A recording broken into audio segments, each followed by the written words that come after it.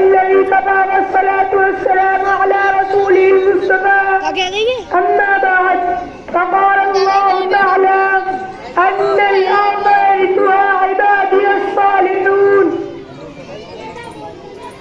جب سر میں ہوا اطاعت کی سب سرد سے کلیت اور نشاط مقائم ہے اللہ کے بندوں نے، لیکن اس راہ پر چلنا چھوڑ دیا.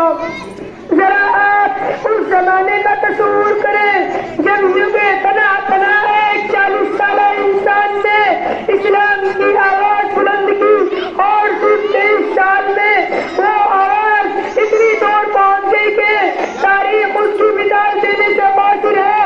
اور ابھی ایک صدی بھی نہ گزری تھی کہ ایک انقلاب علماء ہو گیا.